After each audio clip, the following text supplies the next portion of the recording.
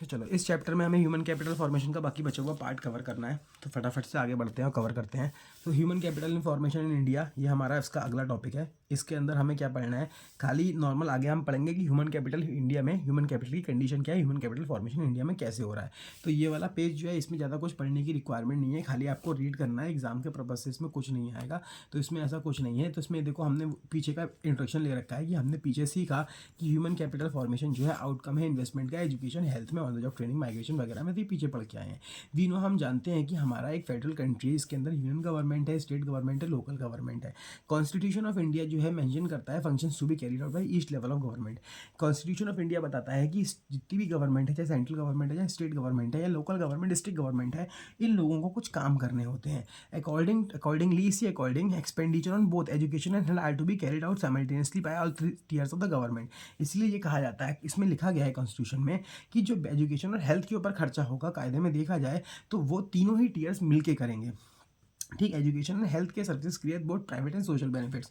Education और health के services के ऊपर किया गया खर्चा जो है वो प्राइवेट और सोशल, मतलब हमें तो बेनिफिट देगा ही देगा, साथ में समाज को भी बेनिफिट्स देता है। As a result private and public institution exist in education and health market, health service market, जिसका नतीजा क्या है, प्राइवेट और पब्लिक दोनों ही इंस्टीट्यूशन, मतलब सरकारी और प्राइवेट, हमारे दोनों ही इंस्टीट्यूशन हमें देखने को मिलते हैं हेल्थ में भी और एजुकेशन के अंदर भी। अब मेन क्या पढ़ना है, नीड फॉर गवर्नमेंट इंटरवेंशन, ये मोस्ट इंपॉर्टेंट है। वाई, मतलब एजुकेशन और हेल्थ में सरकार को पैसा लगाने की क्या ज़रूरत है, ऐसा क्या है कि सरकार को ज़रूरत पड़ रही है एजुकेशन में और हेल्थ के ऊपर पैसा खर्च करने की। तो intervention of government in health and education sector is important, ये जरूरी है because of the following reasons, क्योंकि इसके पीछे 3-4 वजह हैं। तो मेन 3 वजह हैं, 1 2 3। तो ये 3 में से ये 2 तो जरूरी हैं, 3 स्टार 2 स्टार बने हुए हैं, इन पर ये आपको जरूर करनी है। इधर पहले लिखा हुआ है expenditure on health and education and health make sustainable long term impact and they can not be easily reverse. मतलब एजुकेशन और हेल्थ के ऊपर जो पैसा खर्च किया जाता है उसका हमें लॉन्ग टर्म इफेक्ट देखने को मिलता है और जल्दी ये रिवर्स नहीं होता है, मतलब जल्दी ये वापस इस पर किया गया खर्चा जो है वो बेकार नहीं जाता है। Individual consumer of these services do not have complete information about the quality and cost of these services. दूसरा अगर देखा जाए तो जो इंडिविजुअल कंज्यूमर्स हैं, हम लोग हैं, हम लोगों को इनकी सर्विसेज की, एजुकेशन की और हेल्थ की कॉस्ट के बारे में कोई भी नॉलेज नहीं है, इसलिए सरकार को रेगुलेट करना बीच में ज़रूरी है। पुअर कंट्रीज लाइक अवर, हमारे जैसे गरीब देश जो हैं, can not afford high process for education and health, ये ज़्यादा महंगी एजुकेशन और हेल्थ को अफोर्ड नहीं कर सकते हैं, इसलिए गवर्नमेंट को इंटरवेंशन करने की रिक्वायरमेंट है। The providers of health and education services में एक्वायर मोनोपोली पावर। अगर सरकार जो है सरकारी स्कूल और प्राइवेट सरकारी अस्पताल ना खोले तो इससे क्या होगा, जो प्राइवेट हॉस्पिटल्स और प्राइवेट स्कूल कॉलेजेस वाले हैं उनकी मोनोपोली क्रिएट हो जाएगी। और प्राइवेट सेक्टर तो भाई देखो किस लिए काम करता है, प्रॉफिट मैक्सिमाइजेशन के लिए काम करता है, ये हमें पहले से ही पता है। रेगुलेटरी अथॉरिटीज़, मतलब एजुकेशन और हेल्थ में कौन सी मेन रेगुलेटरी अथॉरिटीज़ हैं जो काम करती हैं, ठीक है, मतलब ऐसी कौन कौन से मेन लोग हैं, मेन संस्था बना रखे हैं जो एजुकेशन के लिए और हेल्थ के लिए काम करती है। In education ministry of education at the union state level, अगर हम बात करें सबसे हायर लेवल पे आती है हमारी मिनिस्ट्री ऑफ एजुकेशन, मतलब शिक्षा मंत्रालय जो हमारा आता है, एजुकेशन मिनिस्ट्री इसे हम लोग कहते हैं। ठीक, यूनियन स्टेट लेवल पे, सेंट्रल लेवल पे जाती है department of education and various organisation. इसके अलावा बहुत छोटी छोटी ऑर्गेनाइजेशन है जैसे कि NCERT, यह आपका 12 तक का पूरा देखती है। यूनिवर्सिटी ग्रांट कमीशन UGC, ठीक, NCERT की फॉर्म देख लें, national council of education research and training. ठीक, UGC university grant and commission, तो ये कॉलेजेस वगैरह को एफिलिएशन प्रोवाइड करती है। All India council of technical and medical technical education, ठीक, AICTE, ये जो है रेगुलेट द एजुकेशन सेक्टर। ये सारे ये जो है आपका टेक्निकल बीटेक वगैरह देखते हैं, तो ये अगर देखा जाए तो सारे एजुकेशन सेक्टर को रिफॉर्म करते हैं। एजुकेशन सेक्टर में यही 3 संस्थाएं आपकी हैं मेनली। अगर हेल्थ की बात करें तो मिनिस्ट्री ऑफ हेल्थ, ठीक है, आपका इसमें ये आ जाता है, स्वास्थ्य मंत्रालय आ जाता है, ये यूनियन और स्टेट लेवल पे काम करता है। अब बल्कि छोटे मोटे और डिपार्टमेंट है हेल्थ के, जैसे कि ICMR, Indian council of medical research, ये हेल्थ सेक्टर को और रेगुलेट करते हैं। Basic education and health care fundamental right, basic education और हेल्थ केयर जो है हमारा फंडामेंटल राइट है। शुरू के ये 3 पॉइंट्स खाली रीड करने हैं, एग्जाम पॉइंट ऑफ व्यू से इंपॉर्टेंट नहीं है तो पढ़ भी लेते हैं। डेवलपिंग कंट्रीज जैसे कि इंडिया है, यहाँ पे एक लार्ज सेक्शन ऑफ पॉपुलेशन है जो कि बिलो द पॉवर्टी लाइन रहता है और are unable to afford basic education and health care facilities, और ये लोग ऐसे हैं जिन्हें बेसिक एजुकेशन और हेल्थ फैसिलिटीज़ नहीं मिलती हैं। मोर ओवर इसके अलावा देखा जाए आज एक बहुत बड़ा सस्टेनेबल सेक्शन हमारे लोगों का, our people can not afford to reach super speciality health care and higher education. बहुत बड़ा तबका हमारे देश का ऐसा है, मतलब बहुत सारे लोग हमारे देश में ऐसे हैं जो अच्छी health care, super speciality health care और हायर एजुकेशन को अफोर्ड नहीं कर पाते हैं। फर्दर मोर इसके अलावा अगर हम देखें when basic education and health care is considered the right of citizen, basic health care और एजुकेशन जो है अगर लोगों का अधिकार है, then it is essential that government should provide education and health services free of cost for the deserving citizen. तो इसलिए जरूरी है कि सरकार जो है ये सर्विसेज डिजर्विंग सिटीजन्स को फ्री में प्रोवाइड करें and those from socially oppressed class, या फिर उन लोगों को जो कि सोशली बैकवर्ड क्लास में है, मतलब बहुत ही ज़्यादा गरीब वगैरह है, उन्हें ये सर्विसेज कायदे में फ्री में मिलनी चाहिए। ठीक, आगे दे रखा है बोथ यूनियन स्टेट गवर्नमेंट जो है उन्होंने अपने खर्चे बढ़ाना शुरू करे एजुकेशन सेक्टर के ऊपर पिछले कुछ सालों में in order to fulfil the objective of attaining 100% literacy and health facilities overall.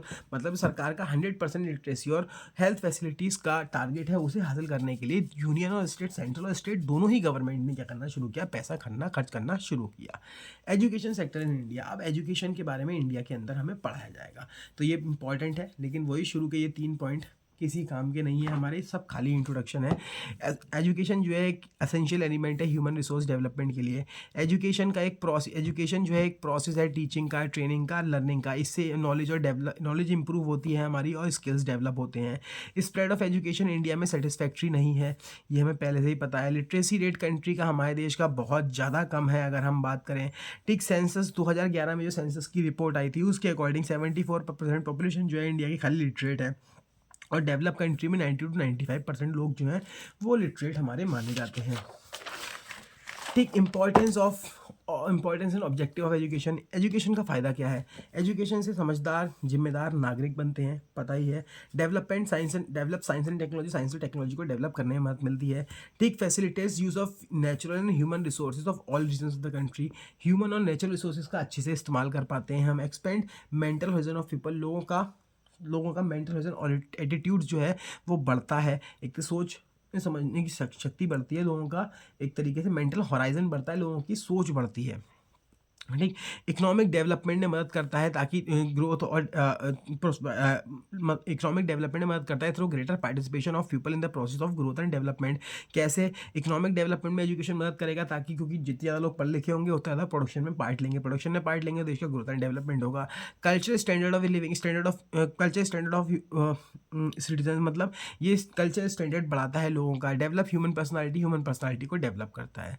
ठीक, तो इसके अब इंपॉर्टेंट यहाँ से शुरू होता है जो हमें बहुत ज़्यादा ध्यान देना है। Expenditure by government on education, सरकार ने एजुकेशन के ऊपर कितने खर्चे करे? तो एक सरकार ने जो भी एजुकेशन के ऊपर खर्चा किया वो 2 तरीके से किया गया है, 2 वेज में किया है। पहला अगर हम बात करें as a percentage of total government expenditure, मतलब जितना भी सरकार का टोटल खर्चा होता है उसकी कुछ परसेंटेज, और ऐसा परसेंटेज ऑफ जीडीपी, मतलब जितना भी सरकार पैसा खर्च कर रही है उसे सरकार 2 तरीके से निकाल रही है। सरकार कह रही है एक तो हमारे टोटल खर्चों में से और एक हमारी जीडीपी के में से, कि उसका वो कितने परसेंटेज, मतलब बेस में एक में टोटल खर्चा लिया जाएगा। जैसे कि अगर मैं बात करूं मैं 100 रुपये खर्च करता हूं एजुकेशन पे, मैं गवर्नमेंट हूं, तो एक मैं ले रहा हूं मेरे टोटल खर्चों पे, तो मैं यहाँ पे टोटल एक्सपेंडिचर लूँगा और मैं 100 रुपये खर्च कर रहा हूँ, और मैं अगर जीडीपी के बेस पे निकालूंगा तो मैं यहाँ पे जीडीपी लूँगा, तो ये परसेंटेज ऑफ जीडीपी में जीडीपी हो गया और टोटल गवर्नमेंट एक्सपेंडिचर में टोटल एक्सपेंडिचर हो जाएगा। तो यहाँ पे लिखा है it indicate importance of education the scheme of things before the government. ठीक है, सरकार के टोटल एक्सपेंडिचर में गवर्नमेंट का जितना भी रेशियो होता है खर्चे का, परसेंटेज होती है, वो देता है कि वो ये शो करता है कि एजुकेशन के लिए सरकार की क्या इंपॉर्टेंस है। 1952 से लेकर 2014 तक सरकार का जो खर्चा था वो 7.92% से 15.7% तक बढ़ गया था। अगर याद हो जाए तो डाटा याद कर लेना। ठीक, 1952 में 7.92 था और 2014 में 15.7 था। अगर हम जीडीपी के बेस पे देखें तो इसके अंदर proportion of income spend on development of education, मतलब जो हमने पैसा कमाया उस देश ने जो हमारी इनकम कमाई उसमें से कितना पैसा एजुकेशन में खर्च कर दिया। 1952 से लेकर 2014 तक अगर हम बात करें, हमारा जो एजुकेशन के ऊपर जीडीपी की परसेंटेज का खर्चा था वो 0.6% से बढ़ के 4.13% हो चुका है। ठीक, 0.64% 1952 में था, 2014 में 4.13% था। Increase in education expenditure has not been uniform and there has been irregular rise and fall. मतलब ये जो हमें इंक्रीमेंट देखने को मिल रहा है, आपकी सोचोगे ये लगातार लगातार बढ़ा ही बढ़ा है, तो ऐसा नहीं हुआ है। कभी सरकार ने पैसा कम भी खर्च किया, कभी ज़्यादा भी खर्च किया, तो इरेगुलर राइज एंड फॉल देखने को मिला है। However if we include the private expenditure, अगर हम ये सरकारी खर्चा है, अगर इसमें हम प्राइवेट खर्चा भी जोड़ दें जो हमारे तुम्हारे घर वाले करते हैं, ठीक, bye individuals and philanthropic institution, मतलब जो चैरिटेबल इंस्टीट्यूशंस होते हैं वो भी जो एजुकेशन के ऊपर पैसा खर्च करते हैं, अगर हम वो भी जोड़ दें प्राइवेट का और चैरिटेबल का, तो टोटल एक्सपेंडिचर एजुकेशन के ऊपर होने वाला बहुत ज़्यादा हो जाएगा। इंपॉर्टेंट पॉइंट्स कुछ पढ़ने हैं, एक ही नंबर में आपसे पूछे जाते हैं। जैसे कि पहला, प्रोविजन ऑफ फ्री एजुकेशन से रिलेट करता है ये वर्ड से रिलेटेड, तो इसमें क्या हो गया, तपस मजुमदार कमेटी थी appointed by Indian government. Indian government ने इस कमेटी को अपॉइंट किया था 1998 में। इसने हिसाब किताब लगा के बताया था कि एजुकेशन के ऊपर हमें टोटल इतने लाख करोड़ रुपए खर्च करने हैं अगले 10 सालों के अंदर। इसने ये रिपोर्ट दी थी 1998 में, और इसके 10 साल ख़त्म हो रहे थे 2007 तक। ठीक है, और ये खर्चा किन बच्चों के ऊपर करना था, मतलब किन की पढ़ाई के ऊपर करना था, जो 6 से 14 साल के ग्रुप एज के बच्चे थे उनके ऊपर करना था। इसके अलावा दूसरा यह किया सरकार ने, राइट टू एजुकेशन को लागू किया। ठीक, इन 2009 के अंदर गवर्नमेंट ने राइट टू एजुकेशन लागू कर दिया, एक्ट लागू कर दिया, to make free education a fundamental right, और फिर फ्री एजुकेशन को एक फंडामेंटल राइट क्रिएट कर दिया। ठीक, जितने भी बच्चे थे 6 से 14 साल के लिए, उनके लिए ठीक एजुकेशन फ्री कर दी गई। To cope with the consequent expenditure, इस खर्चे को कवर करने के लिए, अब भाई पैसा कहाँ से आएगा, सरकार ने क्या किया, इनकम टैक्स में बड़े प्यार से, जब आप जीटीआई के बाद आपका पूरा टैक्स कैलकुलेट हो जाएगा तो उसमें प्लस करके आ जाएगा हेल्थ एंड एजुकेशन सेक्स 2%। तो सरकार ने इनकम टैक्स में बस इतना सा 2% बढ़ा दिया। और ये भी जो है इनकम टैक्स जो है 10 लाख के ऊपर लगता है, सरचार्ज के ऊपर लगता है, ऐसे नहीं लगता नॉर्मली, तो मतलब अमीर लोगों से लिया जाता है, गरीब लोगों से, हमारे तुम्हारे जैसों से नहीं लिया जाता है। Right to education act is also known as compulsory education act. अगर हम बात करें इसे कंपलसरी एजुकेशन एक्ट भी कहा जाता है। Most of the education undertaken on education goes to elementary education, मतलब जितना भी खर्चा जाता है एजुकेशन पे किया जाता है वो एलिमेंट्री एजुकेशन पे जाता है हमारा। इन 2016-17 एक अकाउंट पर 49.68%, इसके ऊपर किया जाने वाला खर्चा वो इतने परसेंट था टोटल एक्सपेंडिचर का जितना भी एजुकेशन पे हुआ। मतलब 100 रुपये एजुकेशन पे खर्च हुए तो 49.68% जो थे 100 रुपये के 49 रुपीज़ जो थे वो प्राइमरी एजुकेशन पे, एलिमेंट्री एजुकेशन पे खर्च हुए। While the share of tertiary education college और यूनिवर्सिटीज़ का खाली 12.74% है। मतलब 100 में से 13 रुपये खाली कॉलेज यूनिवर्सिटीज़ के ऊपर खर्च हुए। Now it is clear that the government need to increase the expenditure on all level. अगर हम बात करें तो अगर ध्यान से देखा जाए, सरकार को इसलिए ज़रूरी है कि सारे लेवल ऑफ एजुकेशन पे पैसे ज़्यादा खर्च करें। अब ये तुम्हें देख के तो यहाँ पे लग रहा है, ठीक है, यहाँ तुम्हें देख के तो लग रहा है कि लला एलिमेंट्री पे ज़्यादा खर्च हुए 100 में से, और इसमें खाली 13 खर्च हुए। ठीक, तो अब अगर हिसाब लगाओ, नॉर्मली सोच के देखो, एक प्राइमरी क्लास है, उसके अंदर 10 बच्चे हैं, सरकार ने 50 रुपये खर्च किए इनके ऊपर, तो एक बच्चे पे कितने रुपए खर्च हुए, 5 रुपये। हायर एजुकेशन कम लोग लेते हैं, कॉलेज है, एक क्लास में कितने बच्चे हैं, मान लो 2 ही बच्चे हैं, सरकार ने कितने खर्च किए, 13 रुपये, 12%, 12.74, 13 रुपये मान लो, तो एक बच्चे के ऊपर कितने खर्च हुए, 6.5 रुपये।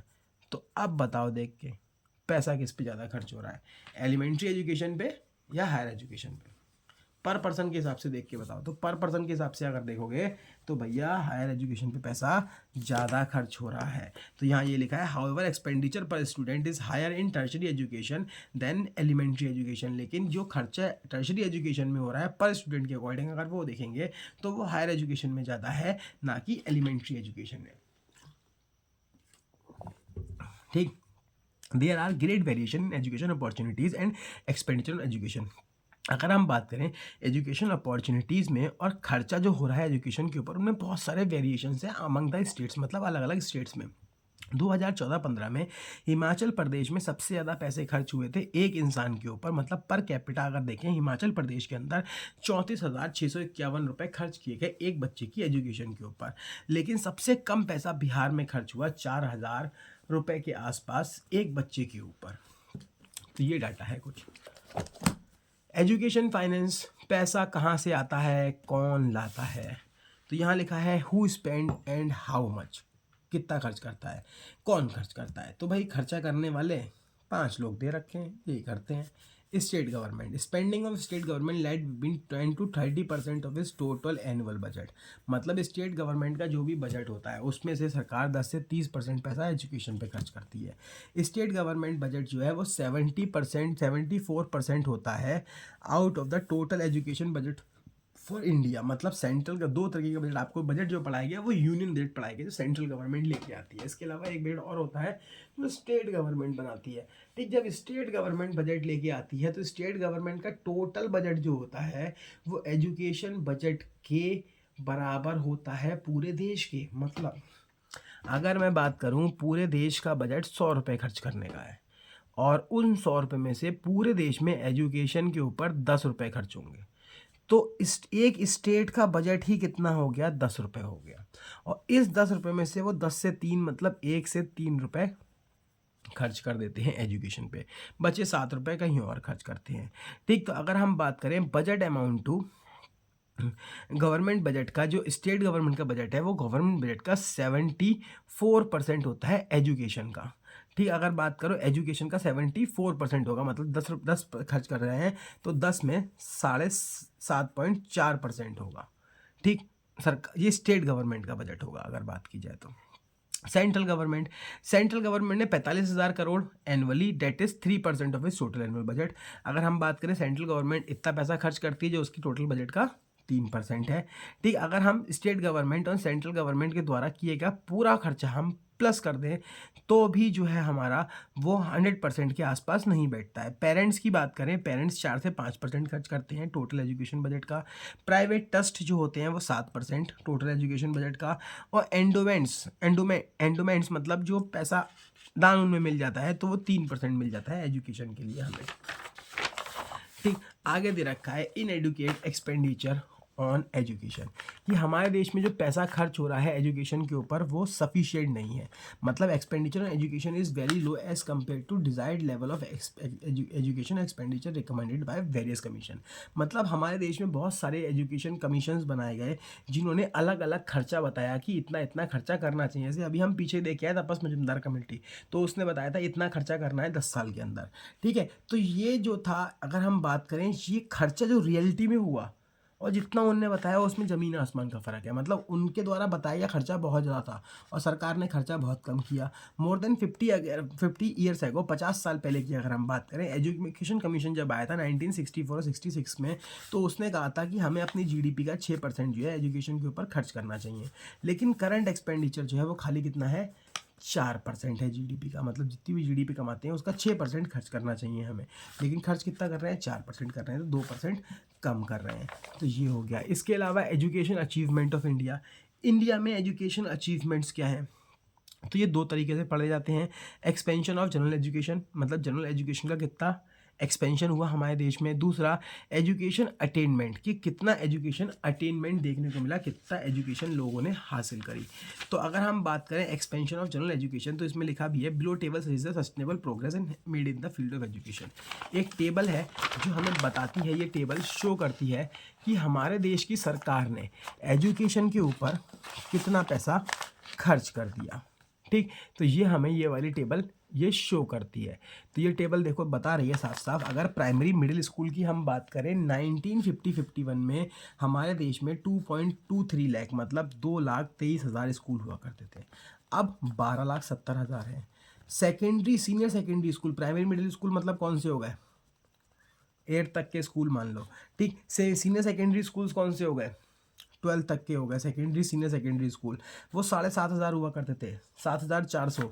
अब कितने हैं, 2.5 लाख से ज़्यादा हैं, 2,52,000 है। कॉलेजेस की बात करें अगर हम, ठीक, तो कॉलेजेस उस समय 578 हुआ करते थे। 2015-16 में कितने हैं, 39,071 है। यूनिवर्सिटीज़ की बात करें, डीम्ड यूनिवर्सिटीज़ मिला के, तो पहले 27 हुआ करती थी, अब 799 है। अब डीम्ड यूनिवर्सिटी क्या होती है, तो इसको अभी तुम्हें समझने की ज़रूरत नहीं है। डीम्ड यूनिवर्सिटी एक कॉमन लॉ है, मतलब डीम्ड यूनिवर्सिटी उस यूनिवर्सिटीज़ के आगे लग जाता है कि जिनको सरकार ने मान लिया है कि हाँ ये यूनिवर्सिटी हैं, चाहे भले ही आप माने या ना माने, मतलब वो एक यूनिवर्सिटी के तौर पे इस्टेब्लिश कर दी गई हैं। ये डीम्ड यूनिवर्सिटीज़ कहलाती है। नंबर ऑफ स्टूडेंट, अगर पढ़ने लिखने वाले बच्चों की बात करें तो प्राइमरी मिडिल स्कूल में इसमें इतने थे, अब इतने हैं। हायर सेकेंडरी स्कूल में इस समय इतने थे, अब इतने हैं। हायर एजुकेशन में अगर हम बात करें कॉलेजेस वगैरह में 3.5 लाख हुआ करते थे, 3,60,000, अब 346 लाख बच्चे हैं। तो कितने ज़्यादा हैं। तो अगर बाई चांस एग्ज़ाम में ये आती है टेबल बन के, ठीक, वैसे तो एग्ज़ाम में अगर आएगा तो आप छोटा मोटा डाटा लिख दोगे। डाटा यहाँ पे लिखा हुआ है, एक्सपेंशन ऑफ जनरल एजुकेशन से रिलेट करता हुआ जो डाटा यहाँ पे लिखा हुआ है आप ये लिख दोगे। लेकिन बाई चांस से अगर टेबल आ जाती है ये वाली, तो इसमें आप इसको ऐसे ही एक्सप्लेन करके आओगे जैसे मैंने अभी आपको बताया कि कैसे कैसे एक्सप्लेन करोगे। उसमें साफ साफ लिख के आओगे कि इंस्टीट्यूशन की बात करें तो 1951 में इतने थे, अब इतने थे। वहाँ हो सकता है ईयर भी चेंज हो और डाटा भी चेंज हो, तो आप उसके अकॉर्डिंग उसे लिखना है। अब अगर नहीं आती है टेबल तो आपको क्या लिखना होता है। अगर टेबल नहीं आती है तो आपको इसमें ये पॉइंट्स लिखने होते हैं जो यहाँ पे लिखे हैं एक्सपेंशन ऑफ जनरल एजुकेशन में। During the plan year number of education institutes providing elementary education have increase 5 times. 5 गुना बढ़ गए हैं। तो हमने अभी देखा बहुत ज़्यादा बढ़ गए थे। The number of student has increase 10 times, और नंबर ऑफ स्टूडेंट्स जो है वो 10 गुना बढ़ गए। तो देखते हैं, ठीक 2.5 लाख हुआ करते थे करीबन, अब 12.5 लाख हैं। तो हाँ भाई 5 लाख बढ़ गए। अगर यहाँ देखें तो 19 लाख से 17 करोड़, तो भाई ये तो 10 टाइम्स ही हो गया। अगर देखा जाए तो नॉर्मली 19 करोड़ होता है, 10 टाइम्स से थोड़ा सा कम, तो कॉम्प्लेक्स 10 टाइम्स तो मान ही सकते हैं। ठीक, तो ये होता है। और इसके बाद दूसरा पॉइंट अगर देखें, दूसरा पॉइंट हमारा यहीं लिखा हुआ है, इन 1915 hardly 18.33% of total population what literate. मतलब 1951 में खाली देश की 18% पॉपुलेशन पढ़ी लिखी हुआ करती थी। लेकिन 2011 में आपका 74.04% हमारे देश की पॉपुलेशन जो है वो कैसी है, पढ़ी लिखी है। तो एक ये हो गया।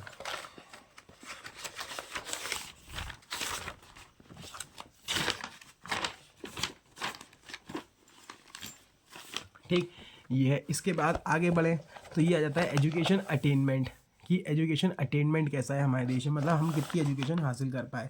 एडल्ट लिटरेसी रेट की बात करें 1990 में कितना था, 2000 में, 2011 में, 15, 16, 18 में, तो इनमें से कोई सा भी साल आ सकता है, हो सकता है कोई और भी साल दे दे।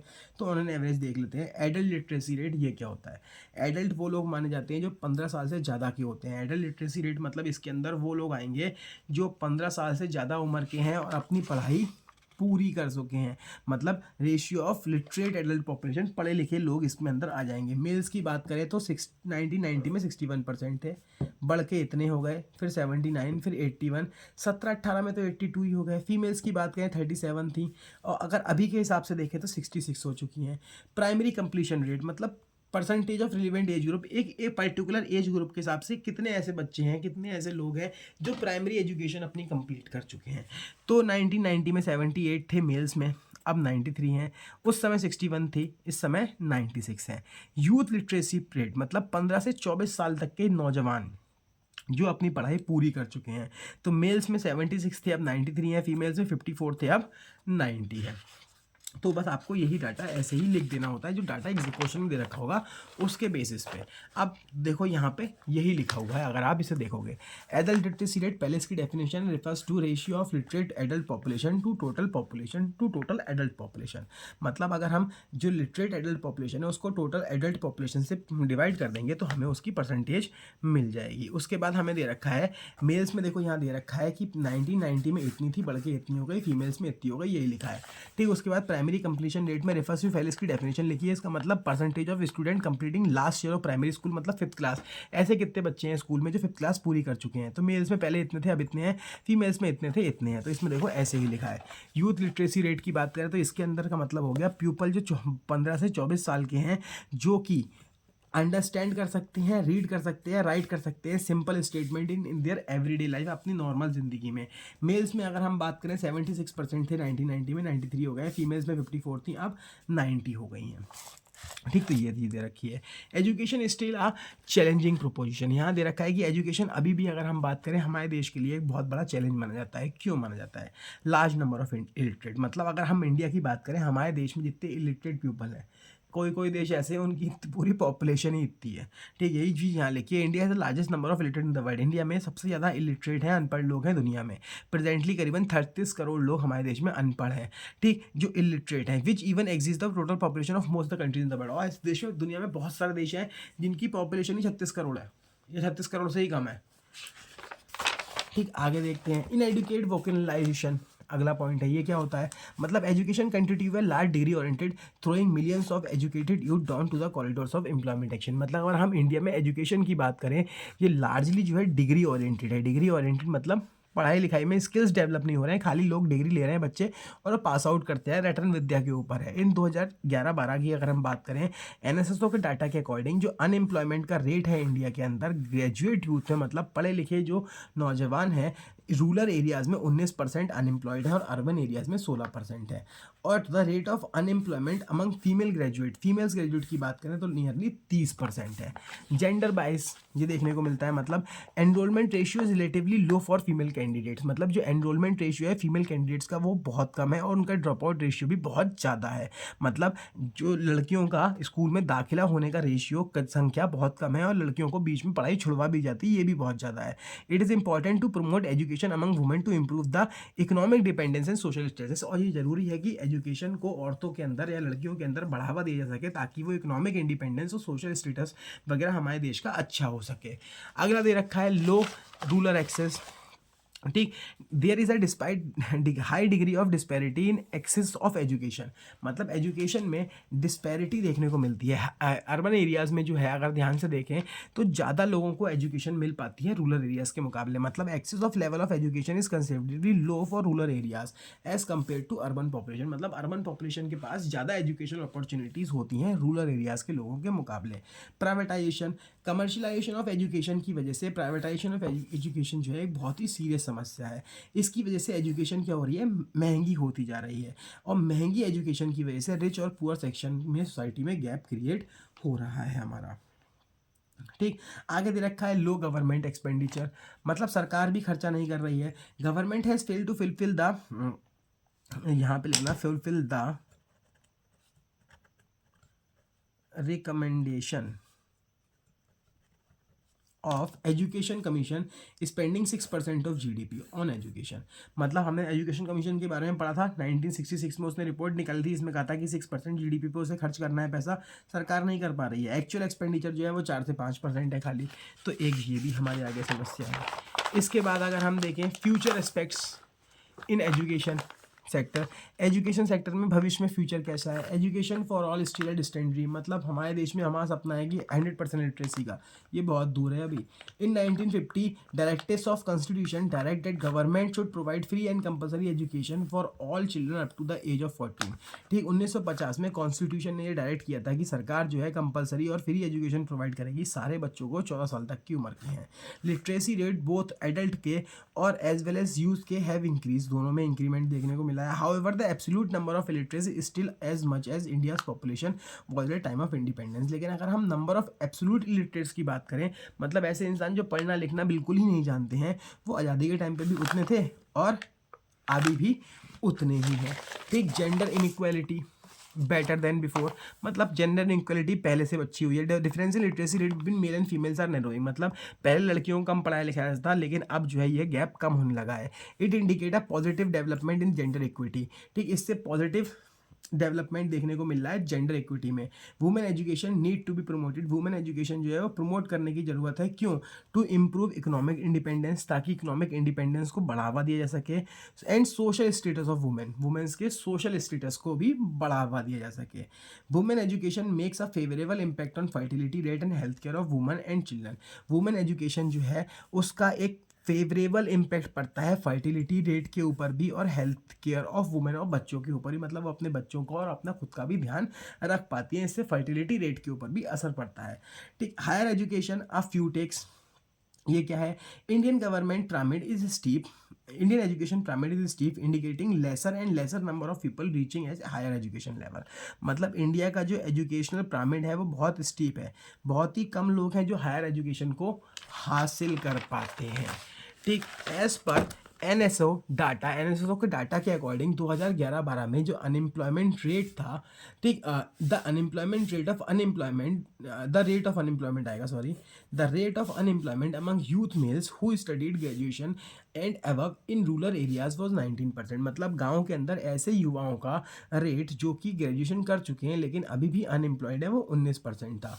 और अर्बन अनएम्प्लॉयमेंट की बात करें तो वो रिलेटिवली लेस एट 16%, वो 16% था। द मोस्ट अफेक्टेड वन, सबसे ज़्यादा अफेक्टेड थे वो यंग रूरल फीमेल ग्रेजुएट्स थी जो कि 30% थी, जो कि आज भी अनएम्प्लॉयमेंट, मतलब गाँव में 30% लड़कियाँ ऐसी हैं जिनकी पढ़ाई लिखाई तो पूरी हो गई है लेकिन वो आज भी क्या है, बेचारी अनएम्प्लॉयड है, उनके पास जॉब्स देखने को हमें नहीं मिल रही हैं। देयरफॉर गवर्नमेंट नीड टू, इसलिए गवर्नमेंट को ज़रूरत है कि सरकार क्या करे, सरकार जो है वो एलोकेट करे रिसोर्सेज को हायर एजुकेशन के लिए एंड इम्प्रूव करे standard of higher education institution so that students are imparted employability skills in such institutions. मतलब सरकार को ये ज़रूरत है कि वो ज़्यादा से ज़्यादा रिसोर्सेज का एलोकेशन करे हायर एजुकेशन की तरफ, जिससे कि स्टैंडर्ड ऑफ हायर एजुकेशन और उनके इंस्टीट्यूशंस के स्टैंडर्ड को बढ़ाया जा सके, जिससे कि ज़्यादा से ज़्यादा स्टूडेंट्स के अंदर जो है स्किल्स को क्रिएट किया जा सके।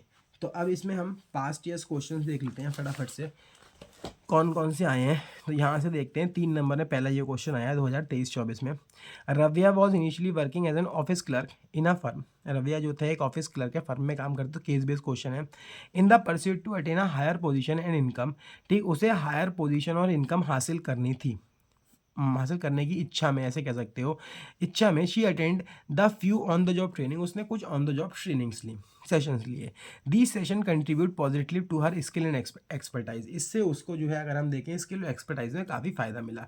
The impact of Raviya's decision human capital formation, तो आपको ह्यूमन कैपिटल फॉर्मेशन के ऊपर रविया के डिसीजन का असर के बारे में बताना है। तो मतलब रविया ने जो ट्रेनिंग ली है उस ट्रेनिंग से उसको क्या क्या बेनिफिट्स मिले होंगे, तो मतलब वो बताना था। ये ऑन द जॉब ट्रेनिंग है, पहले तो आप ऑन द जॉब ट्रेनिंग के बारे में एक्सप्लेन करेंगे, ठीक। ऑन द जॉब ट्रेनिंग से क्या फ़ायदा होगा, इससे उसको स्किल्स में मॉडर्न टेक्नोलॉजीज़ को अडॉप्ट करने में मदद मिलेगी, उसकी जो है इफ़िशेंसी बढ़ेगी। तो आप इसमें ये चीज़ें लिख सकते हो। इसके बाद इसमें 4 नंबर में क्वेश्चन आया है, explain on the job training as an important means of human capital formation. तो ऑन द जॉब ट्रेनिंग को यहाँ पे भी पूछा गया है, bring out the need for on the job training for a person, on the job training की क्यों ज़रूरत होती है, तो ये बताना है इसमें। तो इसको आप एक्सप्लेन कर सकते हो, वही लिखना है जो अभी हमने डिस्कस किया था।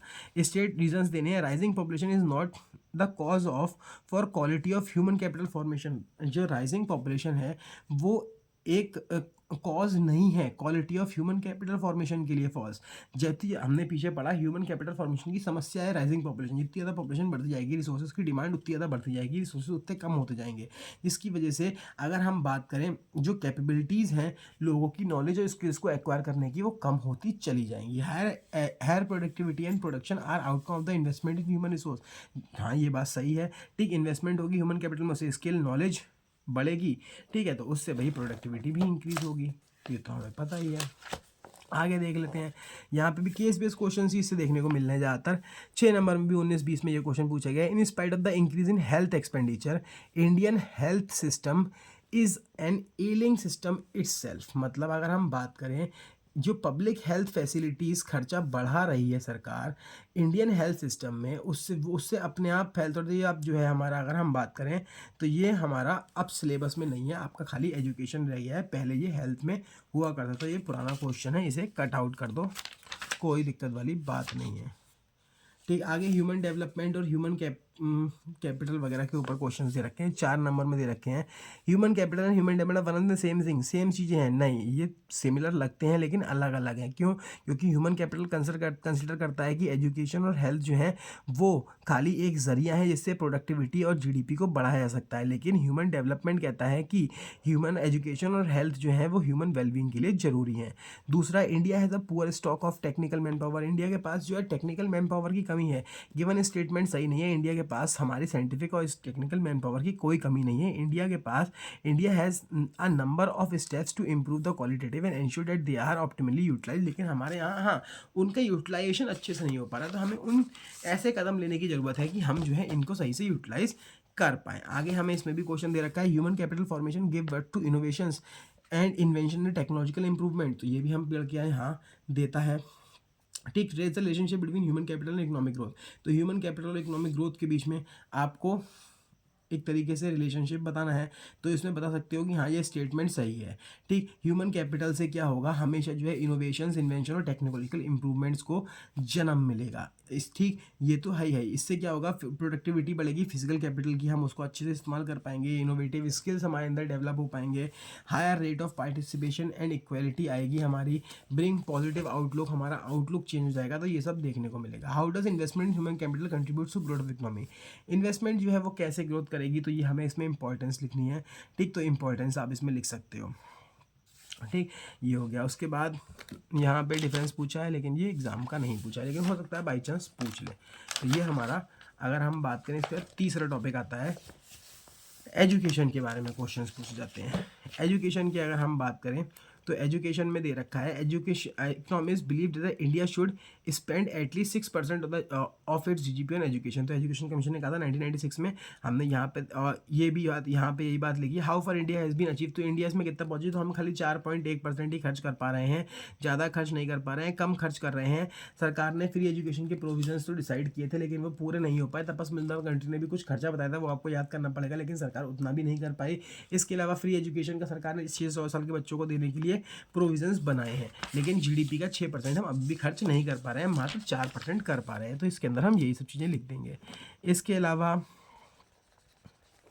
ठीक है, ये 6 marks question, active government intervention is essential. Government का इंटरवेंशन क्यों जरूरी है, तो हमने वहाँ पे देखा था कि हमें बहुत सारी इनकी प्राइस की नीड वगैरह नहीं पता है। ठीक, सबको इक्वलिटी से मिलनी चाहिए, तो ये सब चीज़ें हमने वहाँ पे पढ़ी थी, वही आपको यहाँ लिख देनी है। Need for improving women education in India, women's की एजुकेशन को बढ़ाने की क्यों जरूरत है, तो हमने ये भी पढ़ा था कि वुमेन्स की एजुकेशन को, लास्ट वाला पॉइंट हो गया कि पढ़ाने की क्यों जरूरत है, ताकि इससे जो है हमारा इकोनॉमिक और सोशल इशूज़ का अच्छे तरीके से इस्तेमाल किया जा सके, सोसाइटी का अच्छा डेवलपमेंट हो पाए। पढ़ी लिखी लड़की जो होगी, मतलब लोग और लड़कियां जो होंगी, वो फर्टिलिटी रेट वगैरह हो गया उसके ऊपर ध्यान दे पाएंगी, अपनी हेल्थ और बच्चों की हेल्थ का ज़्यादा अच्छे से ख्याल रख पाएंगी, अच्छी एजुकेशन, अच्छे स्किल इम्पार्ट कर पाएंगे अपने बच्चों के अंदर। तो ये सब चीज़ें हम लिख सकते हैं इसके अंदर, और कुछ नहीं है। ठीक, और देख लेते हैं इसके बाद ये क्वेश्चंस आपके नॉर्मल दे रखे हैं जो बोर्ड में इसमें पूछे गए हैं। तो इसमें आपका ये टॉपिक, ये चैप्टर भी ख़त्म हो जाता है। अगली वीडियो में हम अगला चैप्टर देखेंगे कोई ना कोई।